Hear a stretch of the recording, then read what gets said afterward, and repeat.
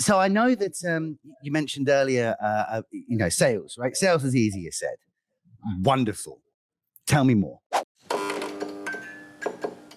Ooh. This is a cliche way. It's getting comfortable. Okay, so I'm actually going to back up a little bit. So I don't believe live sales, like sales calls, are for everyone. So this is going to be another one of my woo-woo stuff. This is like human design.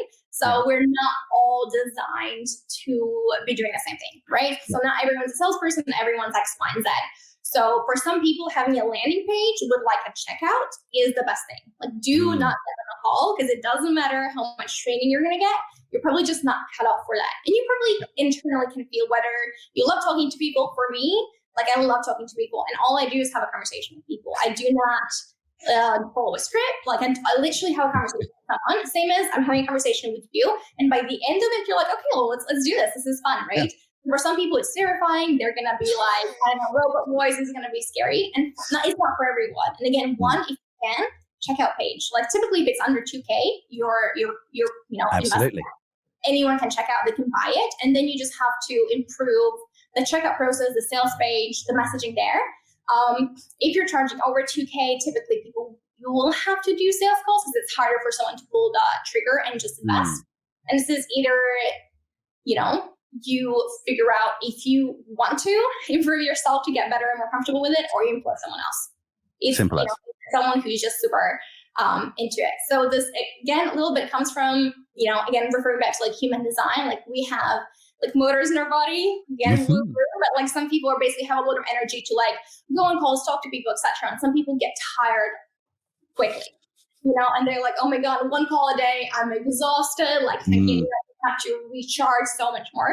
And it's like the pressure if it's too much for them, they're not able to be effective. Like, and I've seen that not only from people like trying to get into sales, but like people who are salespeople. Where I'm kind of looking across the floor, being like, "And do you want to do this? Like, are you sure?" Like, you see, you all want to do it, because I don't not, you hate this. Like, I'm like, and I've done 200 calls, and it's 11:30 or something like that. I'm looking over and being like, you haven't hit your target, and you're still not like, but you're absolutely right, because we just went through a process of hiring 2 more video editors for the company, and one of the guys who brought on had worked on his own, like one-man band kind of thing, and had done the sales element as well as all the production. And it was so funny how many people we spoke to said the same thing of like, yeah, I just hate sales, man. And I'm just and I'm sat there being like, yeah, like, I love it. It's different horses, different courses, isn't it? It's true. But this also goes back to, I think, whenever you are, for example, investing, I don't know, in a coach, like I love working with other coaches, because like, again, they improve me, I can improve my superstars, my students and stuff. So it's also kind of, you find different people will fit you and vice versa. And I forgot where I was going with this, so I'm just going to dance right now. I don't know what point I was making, but I'm gonna remember it. But it's true. That's one of the reasons I love being back into the office. Don't worry, I'll save you. Is the fact that you can jump into different people's energy. Right? I know that my wife, for instance, is a phenomenal salesperson, and she's not sales. She doesn't work in sales. She works as project management. And in every role that she's ever worked in, they're like, fancy being sales-ish? And she's like, no, I hate that idea. But she does the same thing as you, Vendy. She talks to people. She listens. She's like, well, you'd want this then. And they're like, oh, you're amazing. Because unfortunately, there's too many salespeople who are just only riding the energy train and not listening whatsoever. And they just want to be like, yep, sure, that's great. But have you heard of $9.95? $9.95. You can buy this tomorrow. You buy now, later. Cheaper now, but more expensive. Who wants that? Who needs that now, right? Yeah. And that's a fair point. I think I did not like the idea of doing sales calls at the beginning. Because everyone has the idea of a sleazy salesman. Sorry, guys. I don't know. We don't say sleazy saleswoman, but sleazy salesman is what we typically say. Everyone has that idea, or someone has encountered someone who's been so bad that you're like, oh, I don't want to be pursued like that. It doesn't vibe with me. And again, it's a journey to find your own kind of groove of how you're going to be talking to people. Are you going to be just having conversations? And again, they're amazing. I know they're heart-centered sales coaches. More focused again on women entrepreneurs, because again, they're, and again, also the masculine way of selling totally works for some people. But it's like you cannot basically take one approach and just give it to every single person. I think that's what we're saying.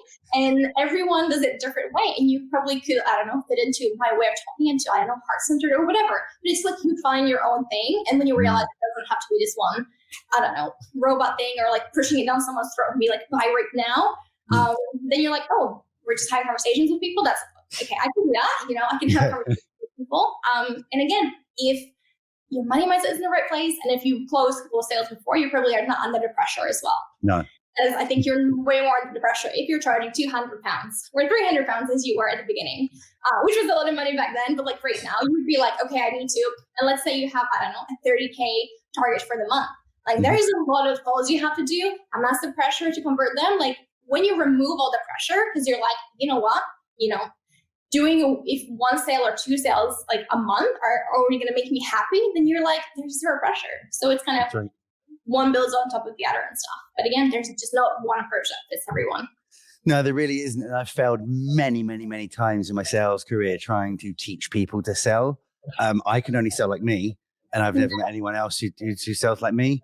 I swear kind of all the time. I don't mean to. It's just my family are all Scottish and it's part of my vernacular.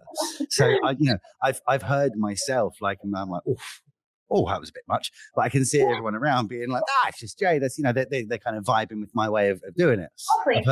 I've heard younger salespeople imitate what I'm saying. I'm like, oh, and the whole room's like, because there is no cookie cutter. There is no like, if you say this, Vendy, you will sell something. Exactly. It just isn't. I remember when I first started in sales, I wrote a blog about it recently, but like sticking to the script, I loved that script. Like it was a great like blanket to hold on to and like keep me safe. Yeah. But it also just put me in this position where I'm like, But if you remember on previously, right, I wasn't really listening. I was just waiting for my next play. So I personally think a few bullet points, a few things that you want to talk about, which is going to get you to where you want to be for that money mindset. Some things you can use to qualify people out to say, hey, this isn't for you. We're too expensive. Or like, hey, this isn't for you. I'm not expensive enough. Or, I mean, I've never said that. But if you expensive, if you need me to be. I wish. Right? But I think that can be super helpful. So for those people who aren't gonna do the energizing thing like me, the Energizer Bunny, and do this at the outbound sales, you were saying for those people who don't work, there is the ability to have a landing page or a place that people can sell. Exactly. How do people get people to go there? Yeah. So obviously, if we're gonna bring LinkedIn into the conversation, I am 100% inbound leads girl. So basically, your profile is your sales page. That's what I always say. I repeat that. It's not your resume. It's not your CV. You guys, if you're not looking for a job, do not treat it as a resume. Again, you might get you a job, but if that's not what you're looking for, what are you using it for? So ultimately, same as like your website, you have a landing page for it. That's your sales page somewhere on the website. This is the same thing. So the reason why you have to start with like your profile being your sales page is that you cannot be sending traffic like to a broken website. Like you would never do that and expect, oh, I'm getting sales. So sending, like if people are checking out your resume and you're wondering, why am I not getting sales? Well, because it's broken. So that's an easy way to explain it. So you basically start there. If you treat that as your sales page, then the other component is to drive traffic to your sales page, to your LinkedIn profile, which comes from content.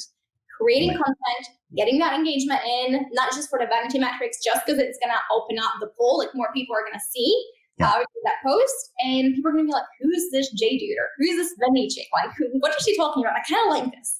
And they go to your sales page, that's your profile, and that's where you convert them. Basically, you have to have a call to action, like on your profile. Like for me, it's like, ask me about the LinkedIn bootcamp, ask me about this, ask me about that. Simple as that. Like whatever is it that you want people to ask you about.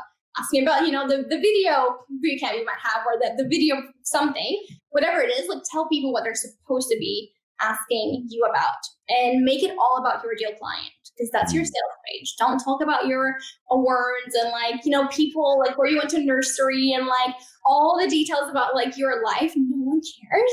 They just want to know if you can help them at the beginning. Because obviously that second point is when it comes to sales calls as well, why one approach will never work for everyone is because people buy people. And the reason you can swear and you can do all the things you want to do is because people are buying into you and your energy. And the fact that you can help them with video production comes as a given, but they like you and they're buying into you. And it's the same thing with anyone else. It's like, you cannot be following a script because like you do not show your vibe. Like no one can get an idea of who you are. So this is why it's like, if people buy people, which I totally believe that they do, once they go through, like they qualify themselves through like the sales page, the LinkedIn, your LinkedIn profile, they like reach out. Now you're going to go on a sales call. They just need to know what your vibe is all about. Like I talk like this all the time, like use my hands all the time. Like I move, like I dance with my superstars and you might be swearing and everyone has their own thing. And they're like, I like that. I want to go with you.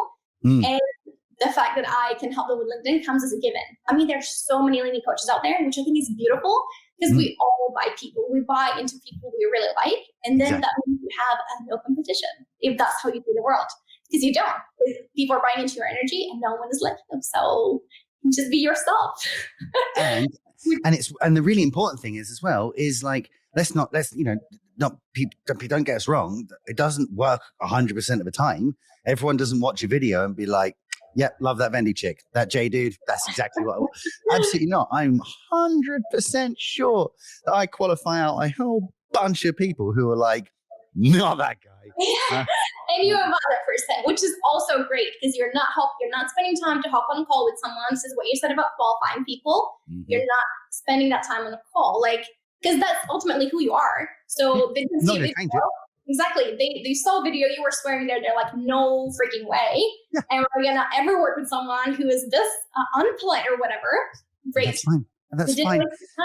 Because as you say, there's so many people, no matter what you do, there is absolutely, when you have the only person, I'm the only person who sells this thing in the whole world. No, that's not. There's loads of people who sell it. Like this. Like there's loads of people who sell it. There's 7 different examples. One's cheaper, one's better. Like, but it is down to people. And I think, like to speak to those people out there who understand sales, but don't get this social thing.